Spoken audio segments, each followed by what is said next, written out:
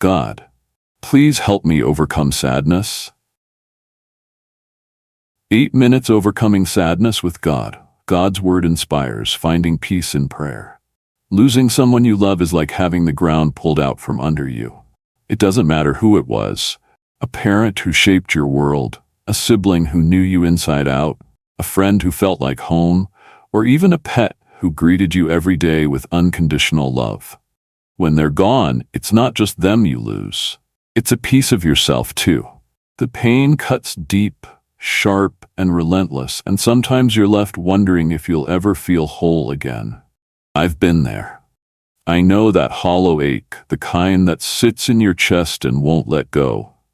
You might sob until there's nothing left, or maybe you just go quiet because words feel pointless.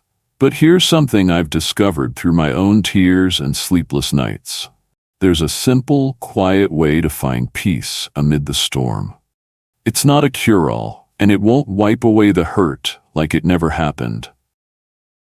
It's just 8 minutes a day. 8 minutes of prayer, where you hand your grief to God and let Him hold you up when you can't stand on your own. The weight of losing someone. We all know death is part of the deal. It's not a secret. Everything that lives eventually fades. But knowing that doesn't soften the blow when it's your turn to face it. When it's someone you love, it's not just an ending. It's a rip in the fabric of your life. I'll never forget the day my grandmother left us. She was the heartbeat of our family. Always in the kitchen stirring something delicious, her hands smelling of flour and thyme, or sitting in her old rocking chair, telling stories about growing up in a world I could only imagine. After she passed, the house didn't feel like home anymore. I'd walk past her chair, half expecting to hear her call my name, but it was just empty wood creaking in the silence. That's when the grief hit me like a tidal wave, sudden, heavy, and impossible to outrun. Maybe you felt that too. A song comes on the radio and it's their song, the one you'd sing together off-key. Or you catch a whiff of their favorite cologne in a crowd, and for a split second, you think they're near. Then reality crashes back, and you're left with that sting all over again. It's not just sadness. It's a mix of longing, anger, and confusion, all tangled up in a knot you can't undo. In those first days, weeks, even months, it's all you can do to keep breathing. You might try to numb it, scrolling endlessly on your phone, flipping through TV channels, or pouring yourself into work.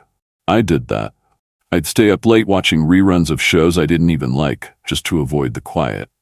Other times, I'd let it all out, crying into my pillow, asking the ceiling why life had to hurt so much. But eventually, I stumbled onto something that changed everything: prayer. Why prayer feels different. I'm not here to preach or act like I've got life all figured out. I'm just a regular person who's been knocked flat by loss and found a way to get back up. Prayer isn't about being holy or reciting perfect lines from a book. It's about talking to God, raw, real, and unfiltered, like you'd talk to a friend who never interrupts. And the beauty of it? You don't need hours or a fancy setup. 8 minutes is all it takes. Less time than it takes to bake a batch of cookies or wait for your takeout to arrive. But in those 8 minutes, something happens. The weight doesn't vanish, but it shifts. You're not carrying it alone anymore. You're handing it over to someone stronger, someone who doesn't flinch at your mess. Think about what grief does to you. It's like lugging around a backpack stuffed with bricks. Every memory, every should have said, every if only adds another pound. Your heart gets tired, your mind spins, and you start to wonder if this is just how it'll be forever. Prayer is like unzipping that bag and setting it down, even just for a little while. You say, God, this is too much. I can't fix it. Help me carry it. And He does. For me, it's not fireworks or a booming voice from the sky. It's quieter, a soft stillness that creeps in, a gentle nudge that whispers, you're not alone. You'll make it through. How to spend those 8 minutes. So how do you do it?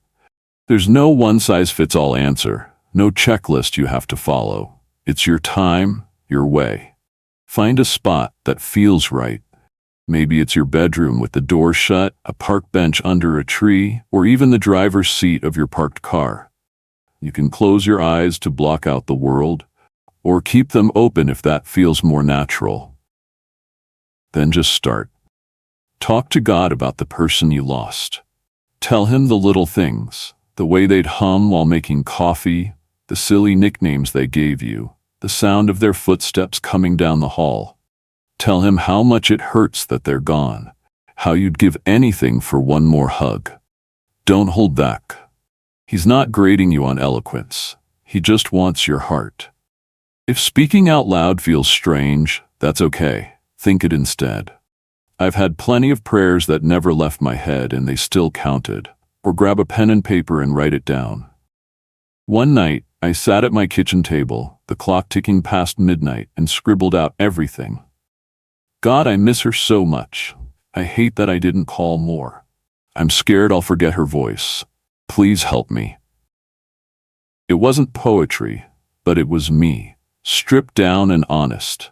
When the timer hit 8 minutes, I wasn't fixed, but I could breathe a little deeper. The knot in my chest loosened just enough to let me sleep that night. You can mix it up too. Some days I ask God to watch over my grandmother.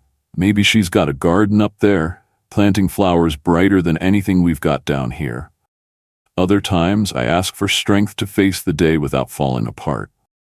Or I just sit there, breathing slow, letting him fill the quiet with something I can't explain. Those 8 minutes are yours to shape. Use them to unload, to remember, to hope. A story of healing. Let me tell you about my friend Jake. He lost his older brother Mike a few years back.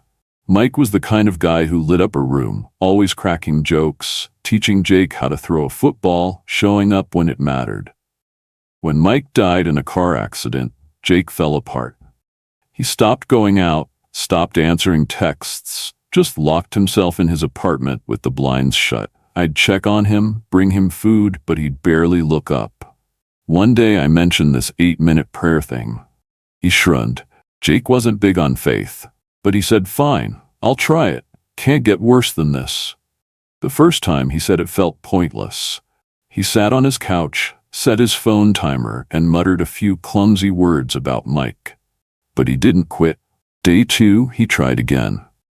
By day 5, he texted me, "Okay, I don't know what's happening, but I don't feel as dead inside." He started picturing Mike laughing somewhere beyond the clouds, maybe tossing a football with new friends. It wasn't a Hollywood miracle. Jake still had rough days, but those 8 minutes gave him an anchor. Last time I saw him, he was grilling burgers at a barbecue, smiling like the old Jake. The grief's still there, tucked in a corner of his heart, but it's not running the show anymore. What the quiet does for you, there's more to this than just faith. Science backs it up too. Researchers say even a few minutes of stillness can dial down your stress. When you're grieving, your brain's a mess, racing with flashbacks, replaying last goodbyes, worrying about tomorrow. Your body feels it. Tight shoulders, a pounding head, a stomach that won't settle. Prayer hits pause. It's not just sitting there, it's letting God take the wheel for a minute. Your breath slows, your pulse steadies, and bit by bit, you start to feel human again. I've felt it myself. After 8 minutes of prayer, my jaw unclenches. My hands stop fidgeting. It's not like the pain disappears. It's more like it softens, gets less jagged around the edges. One time, I was stuck in traffic, missing my grandmother so bad I could barely see straight. I pulled into a parking lot, set my timer, and prayed right there in the car. By the end, the tears had stopped, and I could drive home without feeling like I'd shatter. It's a small thing, but small things add up. When you don't want to try, here's the honest truth. Some days, you won't feel like praying. I've been there more times than I can count. There was this one afternoon, my grandmother's favorite holiday, Thanksgiving, and the table felt wrong without her. I didn't want to talk to God or anyone. I just wanted to crawl under the covers and let the day pass. Grief can turn you hard, make you push everyone away, even God. That's okay. It's human. But even on those days, I've learned to give it a shot anyway. Even if it's just 3 minutes. I'll mutter, God, I'm pissed. I don't get why she's gone. I'm here, but I don't want to be. It's not pretty, but it's real, and that's enough. Last Thanksgiving, I forced myself to try. I sat by the window watching leaves swirl in the wind and let it rip. God, this holiday sucks without her. I'm tired of pretending I'm fine. Do something. No angels sang, no big epiphany hit. But when the timer beeped, I wasn't as mad. I could smell the turkey roasting, hear my family laughing downstairs, and it didn't sting as much. Those 8 minutes, or 6 since I cut it short, pulled me back from the edge. Seeing life through new eyes prayer doesn't just ease the hurt, it reshapes how you see the world. Loss can make you cynical. You start thinking, why love anyone if they're just going to leave? I felt that after my grandmother passed. Why bother with connections if they end in pain? But those 8 minutes flipped the script. They reminded me there's something bigger holding it all together. I started feeling her presence in a new way, not in her chair, but in the stories I tell my kids, in the recipes I cook from her stained old cookbook. Prayer turned my grief into a bridge, linking me to her across the gap.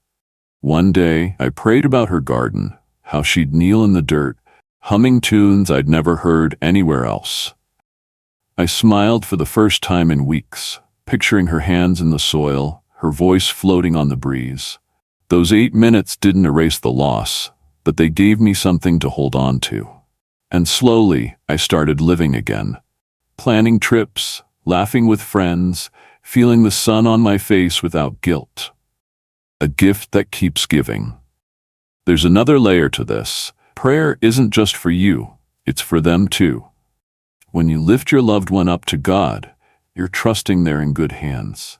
That's a peace nothing can touch. I like to imagine my grandmother somewhere beautiful. Maybe she's got a porch swing now, sipping tea with old friends. I don't know if heaven's like that, but praying about it makes it real enough to comfort me. And that's a gift I can give her, even now. So if you're aching today, try it. 8 minutes. No rush, no rules. You don't have to be brave or have it all together.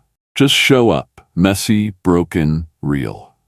Tell God what's weighing you down, the regrets, the love, the empty spaces. Let Him wrap you in quiet strength until you're ready to face the light again. Life's different without them, but it can still be rich, warm, and worth living. Those 8 minutes are your stepping stone back to that. A final word.